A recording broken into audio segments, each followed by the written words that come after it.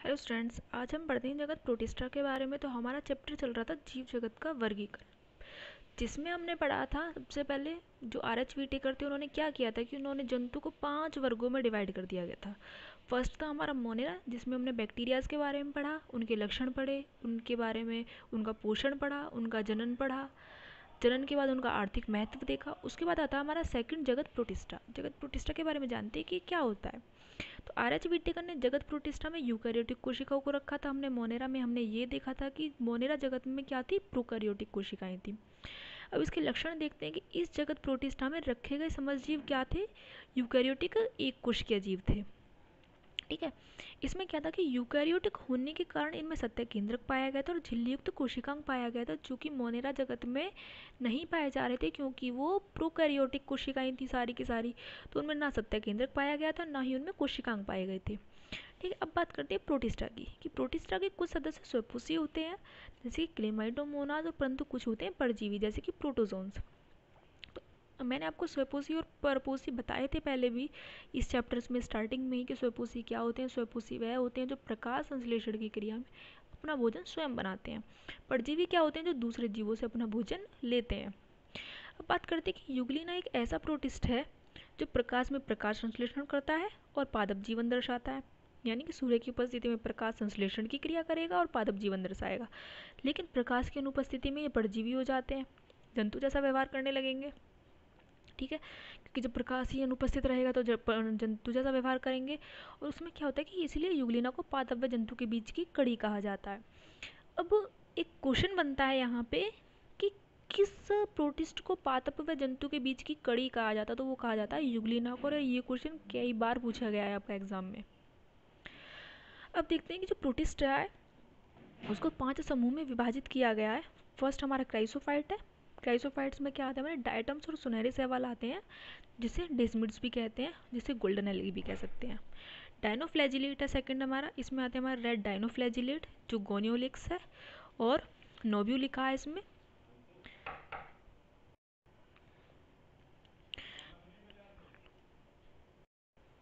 तो उसके बाद आता है हमारा नोब्यूलिका, इसमें आता है पायरोसिस्टिस। अब बात करते हैं युग्लिनाइड की, इसमें आता है हमारा युग्लिना। फोर्थ आता है हमारा अपकवक, जिसके बारे में हम ज़्यादा बात नहीं करेंगे, ना ही हम इसके बारे में ज़्यादा पढ़ेंगे। फिफ्थ आता है हमारा प्रोटोजोन्स, जिसे अमीबॉइड प्रोटोजोआ बोलते हैं, इसमें अमीबा आता है। और आते हैं हमारे फ्लैजिलेटेड, जिसमें आते हैं हमारे ट्रिपेनोसोमा ब्रूशी। सीलिएटेड आता है, जिसमें हमारा पैरामीसियम आता है। स्पोरोजोन्स आते हैं, जिसमें हमारा प्लाज्मोडियम आता है। ठीक है, अब बात करते हैं क्राइसोफाइट के बारे में। इसमें क्या होता है कि इस समूह में डायटम्स जो होते हैं वो सुनहरे शैवाल यानी कि गोल्डन एल्गी को डेस्मिड्स में रखा गया है। ये समुद्र में ये प्रकाश संश्लेषण द्वारा अपना भोजन बनाते हैं। यानी कि क्या करेंगे, सूर्य की उपस्थिति में ये अपना प्रकाश संश्लेषण की क्रिया करेंगे और अपना भोजन बनाएंगे। डायटम्स की जो कोशिका भित्ति होती है वो सेलुलोज की बनी हुई होती है ना, क्योंकि जितने भी यूकैरियोट्स थे सबकी कोशिका भित्ति सेलुलोज की बनी हुई थी। इनके बीच में सिलिका पाई जाती है। अब ये सिलिका क्या होती है, सिलिका होती है, जितने भी डायटम्स होते हैं वो क्या करते हैं, वो अपनी बॉडी का अपघटन कर देते हैं। जब उनकी बॉडी का अपघटन हो जाता है तो सिलिका जो होती है वो उनमें कभी भी उसका अपघटन नहीं होता, वो एक जगह इकट्ठी होती रहती है, और फिर कुछ करोड़ों वर्षों बाद क्या होता है कि उसका जमाव इकट्ठा हो जाता है, यानी कि उसका भंडार इकट्ठा हो जाता है, जिसको बोलते हैं डायटमी मृतिका। तो इसी को हम ये बोलते हैं कि करोड़ों वर्ष में समुद्र के किनारे सिलिका के जमाव को डायटमी मृतिका बोलते हैं। ये क्वेश्चन आपका कई बार पूछ लिया गया है एग्जाम में, तो इसलिए मैं आपको इसे बता रही हूँ कि डायटमी मृतिका हमारी क्या होती है, क्योंकि ये लक्षण है क्राइसोफाइट का। अब जो होते हैं डायटम्स होते हैं उनमें क्लोरोफिल ए सी व जेंथोफिल पाया जाता है, क्योंकि प्रकाश संश्लेषण की क्रिया करते हैं, इसलिए इनमें जेंथोफिल पाया जाता है, क्लोरोफिल। अब बात करते हैं डायनोफ्लैजिलेट की, कि डायनोफ्लैजिलेट क्या होते हैं। हमारे डायनोफ्लैजिलेट समुद्र में पाए जाते हैं ये, और प्रकाश संश्लेषण द्वारा अपना भोजन बनाते हैं। इनकी जो कोशिका भित्ति होती है वो भी सेलुलोज की बनी होती है, सेम इसकी तरह क्राइसोफाइट्स की तरह। इनमें दो फ्लैजिला होती हैं, एक लंबाई की दिशा में और दूसरी भित्ति खांचों के बीच में होती है। यानी कि लंबाई की दिशा में जैसे ये है इस तरीके से, और वैसे दूसरी भित्ति इस तरीके से, यानी कि लॉन्गिट्यूडनल लंबी। तो ये डायग्राम है, मैंने आपको इसमें दर्शाने की कोशिश करी है कि जिससे आपकी समझ में आ जाए। इसका डायग्राम थोड़ा टिपिकल होता है, इसलिए मैंने आपको एक डायग्राम बना के दिखाया है। तो इसमें क्या होता है, इसमें मैंने सेल्स बनाई है और आपके फ्लैजिला को दिखाया है। ये क्या है, जो सेल्स बनी हुई है ये सेलुलोजिक प्लेट है, ये इसमें ट्रांसवर्स फ्लैजिलम है, ये इसमें लॉन्गिट्यूडनल फ्लैजिलम है। एक इसका एग्जाम्पल है जो मोस्ट इम्पॉर्टेंट है, रेड डाइनोफ्लैजिलेट क्या होते हैं हमारे, जैसे गोनियोलेक्स भी बोलते हैं, रेड टाइड उत्पन्न करता है। अब रेड टाइड क्या होता है कि ऐसा होता है कि कभी कभी समुद्र का जो पानी होता है वो कभी कभी बहुत ज़्यादा लाल हो जाता है।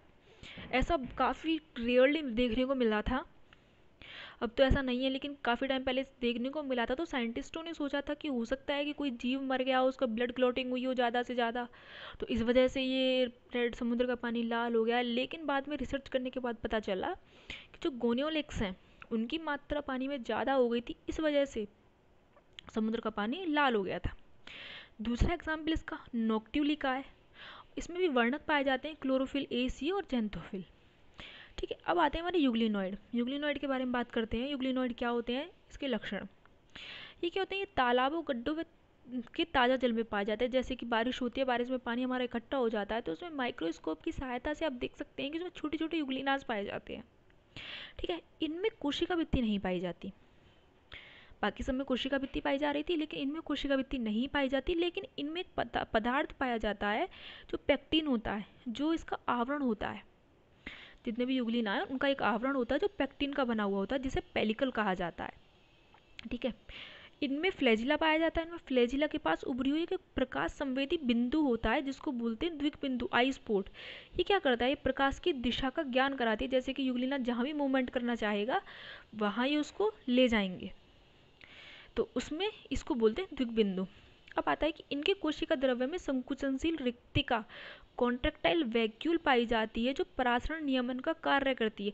ये आपका इंपॉर्टेंट है, कई बार पूछ लिया जाता है कि कौन सा ऐसा जीव है जिसमें संकुचनशील रिक्तिका पाई जाती है, उसका कार्य क्या होता है, तो उसका कार्य होता है परासरण नियमन को रोकना।